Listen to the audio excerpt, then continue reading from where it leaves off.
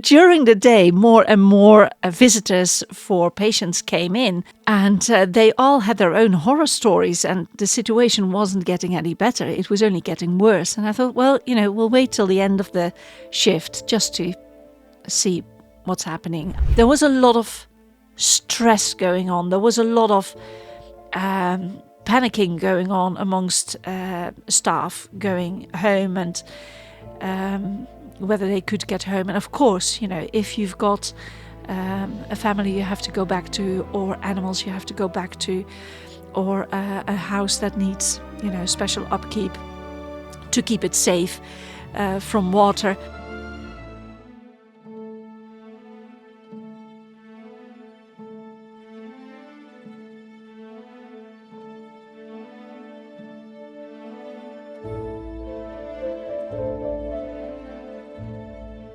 Good morning, good afternoon, good evening, wherever you are in the world. Welcome to the Quality of Life Quest.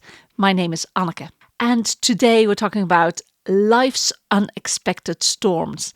And in this case, that was absolutely literal. So I work in the hospital in the next town, and I had to drive there early in the morning. It was dark. It was raining already, and the predictions were bad, but, I should be able to go to work. So off I set. And man, it started to rain and rain and rain. I could still see. So it's not that I've never seen worse rain before. I've seen worse rain before where you had to stop because you couldn't see. I could still see and I could still drive. But there was water everywhere. And I came up to a hill between here and Hereford. There's this one hill, and normally it doesn't flood there, but that day it was as if water came from under the road up. It was bizarre and it was scary. And I was driving behind this truck, and it had made a good path for me before, and then we came up to this area that was long and was flooded, and I didn't know that particular spot to flood ever. And so I was a bit hesitant as into what to do. But this truck, if you stay close enough to something like a truck, it creates a wake and you can drive in the wake of that truck. So as long as the truck kept moving, I was making a good chance of making it through that particular flood. And it was a go, no go situation. Am I going to stick close to the truck and follow that truck and hope that the wake is shallow enough for me to go through this flood, or or turn around, alternatively get stuck. But I was hoping for being able to get through it. Anyway, I stuck to the truck. I crossed my fingers and was, hoping for the best, and I made it through. So we followed the road. It was very slow going due to the weather, and because it was so slow going, I kind of just made it on time. But I had to park just outside the hospital, on the hospital grounds, in order to be able to make it on time. And the parking at the hospital is prohibitively expensive. But I thought, never mind. I'm here, I'm on time. And I figured that lots of people would be late that day due to, the weather. So there I was, I was at work. No problem. I thought, we'll see by the end of the day what's what. And so during the day, more and more visitors for patients came in, and they all had their own horror stories, and the situation wasn't getting any better. It was only getting worse. And I thought, well, we'll wait till the end of the shift just to see what's happening. I can't be worrying about that because it is what it is. And by the end of my shift, when we checked, I was stranded. I could not go home anymore. I couldn't go home on the main road. I couldn't go home over the diversion they normally put in place. That was blocked. I was just stuck. And then there was a colleague, and she told me that there's transport for staff that's stuck. And this transport is run by volunteers who've got big 4x4 trucks. So it's not only the fact that they're 4x4s, because my tiny car is a 4x4, but their cars are high up off the ground. They've got way bigger wheels than I have, and are therefore capable of crossing floods that I won't be able to cross. So my colleague told me about this thing that was going on, and she told me where to go. Off I went to this room where they arrange transport, and I reported saying, here I am. But since I was so late to the party, I was going to be last on the list, and of course there was no pressure for me. I didn't need to be at work. So the staff that needed to be at work, they were first on the list. But since I was going home, I was later on the list. And since I was so late to the party, I was last on the list. And they said it's going to be, at least 11 o'clock tonight before they can get to you. I thought, well, that's a bit late. And again, I was in the luxury position of there was no one waiting for me at home, no one and no animals. It wasn't freezing, so the house would be okay. There was no pressing reason for me to be at home. I definitely didn't want to take my chances on any of the roads, since everyone said how bad it was, and the official sources that there are in place, they all said that all the roads were closed. So who am I to go and challenge that? Not in the middle of the night. So I said to those people, never mind. I'll go into town and I'll find myself a hotel room. I'm not going to chance it, and I just want to go to bed. I'm tired. And then they said, well, actually, we might have a bed for you. I don't, oh, okay. And in my mind, I don't know why, in my mind, I just saw a very long ward just filled with empty beds and me having one of them. I wouldn't know where that ward would be because the hospital isn't that big. But yeah, they said, no, it's a room that's for on-call doctors, and we've got 5 of them and none of them has been claimed yet.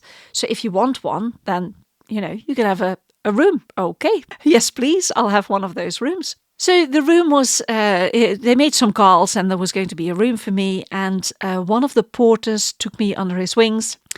We got my stuff together, and he had the presence of mind to put a note in my car behind the windshield, saying something along the lines of "stuck in floods." It wasn't it wasn't poetry or anything in particular. It was end of day tiredness, and it kind of conveyed the message that if my car ran out of time and they were intending to put a penalty on it, they really should think twice. So then the porter took me to the place where they live. And next to them, there's the room where they keep the keys.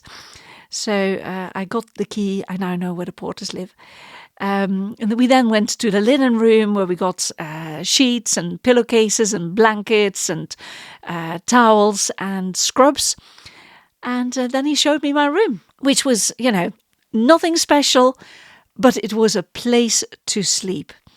So I had a shower, made the bed, and slept. And I think I was in bed at the time I would normally go to bed, which is about 9 o'clock in the evening. So that was pretty good going. The next morning I was up early because I wanted the room to be vacant for the next person to come in.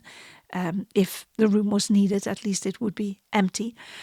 So I cleared the room and dropped off the keys, and asked in this space where the porters are, I asked them, how's the situation on the roads? It took some research. I'd done some research on my phone in the room, but somehow nothing special came up. But once I dropped off the key, plenty of time had passed and there had been a new update. The main road to my place was free. So I could go home. And it was so weird. I was like, yes, I felt like one of the patients who's been told that they can go home. It was like, yeah, freedom. So yeah, the road was free, which was amazing. I could go home. When I got to the car, I was walking up to it, and I passed already several cars, and they all had a ticket, and I was like, my heart was kind of sinking.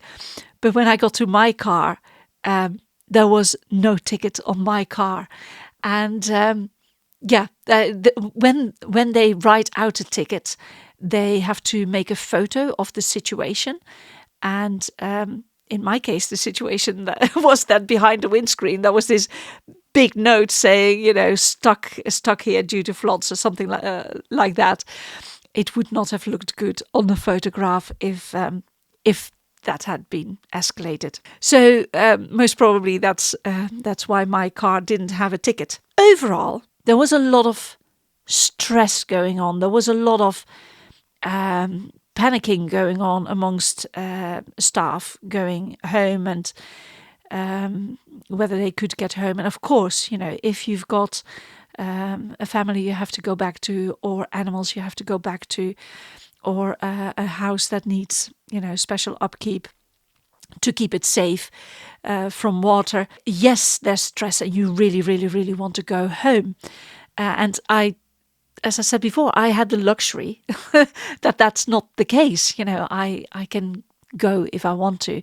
There was no pressing reason for me to go. But for me to be able to step back, to realize that there was no pressure for me, that I wasn't swept up in the panicky vibe that was going around, take a couple of deep breaths and to listen to the people who'd been there before, who'd been in hospital long enough to know of this system of volunteers, which I knew nothing about. So I'm so grateful for my colleague who told me about this service that's available of volunteers who drive you home.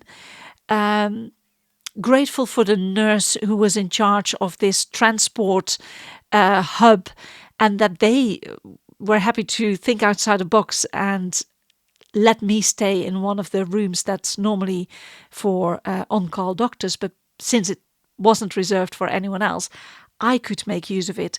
And for the porter who had the clarity of mind to put a note behind my windscreen, because otherwise chances would have been I would have had a big ticket. So it saved my car. I had a good night's sleep.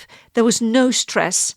So this unexpected storm in my life kind of turned into a breeze. It was all right in the end. The only really tricky bit had been driving into work.